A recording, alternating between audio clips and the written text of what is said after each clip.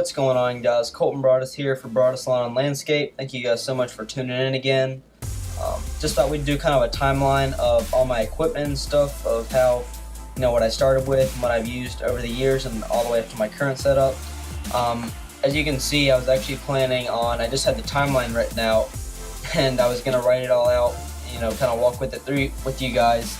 But apparently I had some kind of update or something I needed to use on my GoPro, so actually it didn't save any of the footage for some reason. So take two, and like I said, it's already written out. I really didn't want to write it all out again. It got a little crammed, but y'all should be able to see it. I wrote kind of big. Hopefully y'all will be able to see that as well. So yeah, I guess we'll just go ahead and jump right into it. So as you can see right here, I have from about 2013 to 2016. My trailer was an open trailer, 6x10. It didn't have really anything. It didn't have brakes, single axle. It actually did have the gorilla lifts on the outside, which are pretty much just, it's like a weighted kind of like spring cable that attaches to your tailgate, so it made it really easy to open and close. But yeah, that's what I had first. Used that up to about 2016. I could fit both the zero turn and my walk behind on it. It was really tight, but that's what I had. That I had the green touch trimmer racks. I had that on there, as well as a backpack blower rack. So worked really great. It was actually my grandpa's, so it didn't cost me anything. He didn't use it, so he just let me use it. They actually live right down the street, so that worked out pretty well. As far as first mower I got, it was a zero turn Ferris IS 1500Z. I got that back in pretty much 2013. I believe it's either late 2013 or 2014. It's the 52-inch deck. It's got a 26 horsepower Briggs & Stratton, excuse me.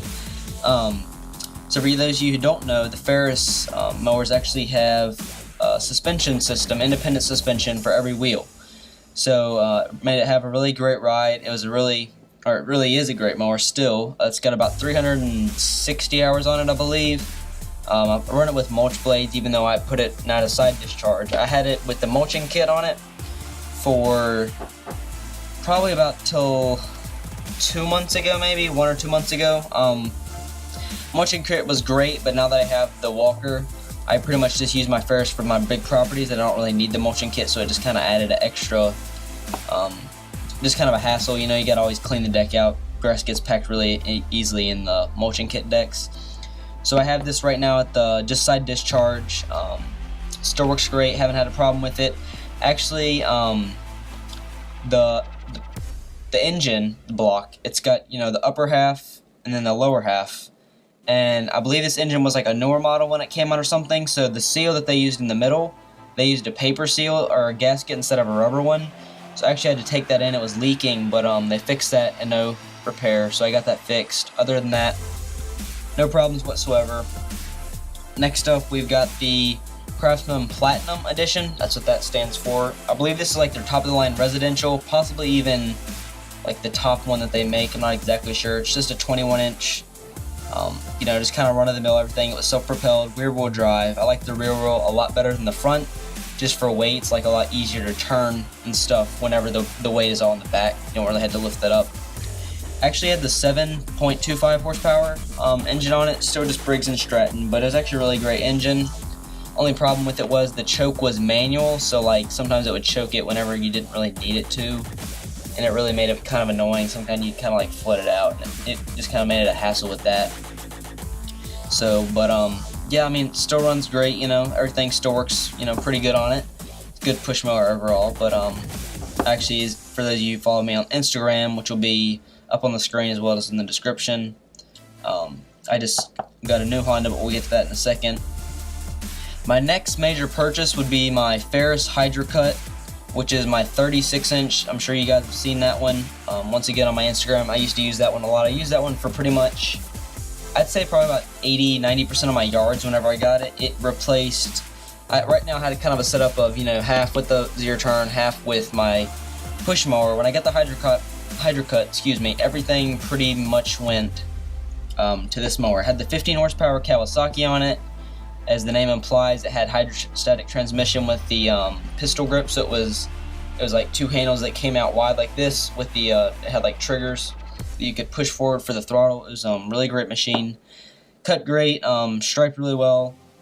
I'll probably put some pictures up or something like that. just for you guys to see. Yeah, it's a really great mower. I'm actually looking at selling that. I'm going to be actually cleaning that up today and putting it on Craigslist if you guys want to go check it out. Just because the walker that I just got, which we'll also get into in a second, just kind of replaced this. Just replaced. I really haven't used it too much this year. It's just been kind of sitting in the shed, collecting dust. So I'm actually going to be selling this pretty soon. Next up would be my enclosed trailer. So the only two trailers I ever had was I had my open trailer, which was a 6x10, and then my enclosed trailer. It's got dual axle, electronic brakes, 7x14. It's got the front V-nose, which is not in the 14-foot. So in other words, it's probably really like a 7x16, but as far as actually square space, it's 14, and then the nose probably adds like 2 feet on, something like that. I actually got this from a church, which they used it to haul around, like, it was kind of like a mobile type thing. They would put all like their sound equipment and all in it, but they were getting to a physical location where they didn't need it, so I was actually able to get a really good deal on that. That's been a really good investment. It keeps, before with the open trailer, you had to unload and then unload, every day, especially when you've got, rain and all that kind of stuff going on. With the enclosed trailer, I can put rake, shovels, hedge trimmers, the gas cans, the mowers, the weed eaters, the blowers. You can put everything in it, and you just lock it up and leave it, and you don't have to worry about people stealing or breaking into it, which is a really good benefit. And that's actually one of the main reasons I got one, is just so I wouldn't have to load, unload. I could kind of make it a mobile, just a mobile setup, it's been really great about it. Next up, my favorite purchase I've ever made would be my walker. I just got that this year, 2017. Actually, just a couple months ago. It's probably, it was like March. It's sometime in March. About like super early spring or like super late winter. So that was pretty much spring. All my purchases you can see are in spring. So the Craftsman was pretty much spring of 2015. Hydro Cut pretty much spring of 2016, and then the walker is pretty much spring of 2017. It's the S14, it's just the base model. It's got the 14 horsepower Kawasaki, excuse me, it's got the Subaru in it. Engine, been a really great engine. 42-inch cut. It's got the grass handling system. And when I first got the walker, I was actually really concerned about only 14 horsepower, because that's really, when I have the walk behind that has 15, and then all of a sudden I go to a ride-on mower that's got only 14, it was kind of concerning. But actually, guys, it's been great. I've mowed thick green grass with it, and it really, as long as you take your time, just go about regular mowing speed, you're not in a hurry. It does absolutely great, guys. It doesn't bog down. It is pretty cold-blooded, so when you start it up, especially on the cooler days, you have to let it sit there for probably 30 seconds maybe to just warm up a little bit. So it doesn't really like to run cold at all, but once you let it warm up, guys, it's absolutely great. My walker, it's amazing. The suction and the cut quality, the striping, just everything about it, guys, is top notch. I would definitely look into this mower, and really with all these brands, the Ferrises have both been great machines, and the walker though has been absolutely incredible, and I would definitely look into one if you guys are looking at getting a new mower, especially coming into the fall season. I'm really excited to see how it's going to do with leaves and all. I've heard a lot of good things about it, so I'm really looking forward to using that. And then my final purchase, major purchase at least I'd say, would be my Honda push mower I just got. I actually just got that about 2 weeks ago. It's the HRX 217 model. It's got the, the next light. It's like the plastic deck on it. I believe it's just 21-inch cut. It might be like 22. I know some push mowers are like 22-inch cut, I believe. But I think it's just a 21-inch. It's got the 6.75 horsepower Honda engine on it, which is really good. Honda, they're just known for reliability and just lasting a long time. I actually have a customer who has the same exact push mower, and he's had it for 15 years, and he still says starts right up no problem. It's just absolutely great. So this one, it's pretty much top of the line. I got it off of Craigslist, off of a guy who actually services Hondas. He sold it to me for a really good deal. It's got the blade stop, so you can turn the blades off individually, or like the engine can be run separate. It's got the manual choke, which is a really good thing. Like I said, with the Craftsman, it had an automatic choke, so it would choke it when you didn't even need it to sometimes. So this one though, you can actually control, you know, when it's got the throttle on it as well. So overall, you know, this is just a lot better. I think this retails for like $700 or $800. So, you know, this is going to be a really good push mower. I'm hoping. I've heard a lot of great things about it, and so far it's been, you know, I've only had these 2 push mowers, but so far it's definitely been my favorite push mower. So I think that's everything, guys. Up to this current point, I'll be doing a current setup video sometime, as well as individual video on the zero turn.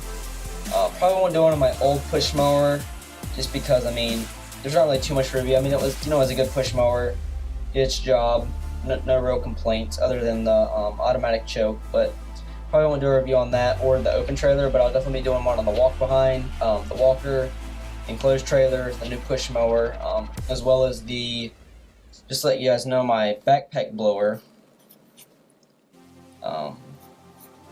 is the BR 700, which is still, that thing is absolutely incredible. I actually just got that, I believe that was this year as well. Probably, if it wasn't this year, then I've been late 2016. Before that, I had the Husqvarna 150 BT, really good blower, but just time for an upgrade. I do a lot of, you know, a lot of driveways and stuff. I like to get really clean, especially if I fall and stuff. So the BR 700 has been absolute powerhouse so far. Love that.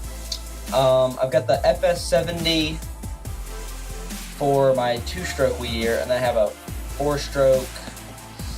Can't remember what the actual model number is. It's a 4-stroke. Actually, it's the KM90R. That's what it is. Wow, never seen it in there like that. KM90R. That's the one with the attachments on it. So it's got, I've got the articulating hedge trimmer, the straight edge edger, as well as just the regular weed eater attachment. Both of those have been great.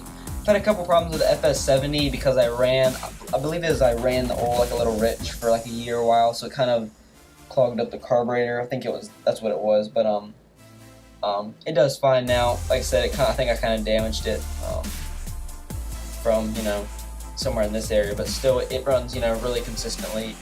Probably 99% of the time it works, but sometimes it wants to be a little difficult. But other than that, everything's running great. I'm actually looking at selling the Hydro Cut because the walker has replaced everything. Now pretty much, walker I do 90% of my yards with.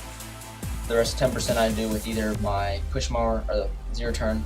So I'm actually looking at selling the Hydro Cut. I'll probably put the link below on the website if I want to go look at it, just kind of what it is new.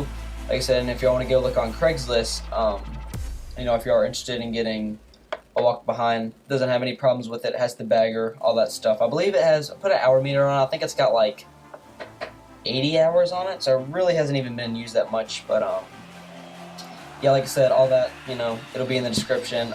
Links to social media, Facebook and Instagram, those will be in the description as well.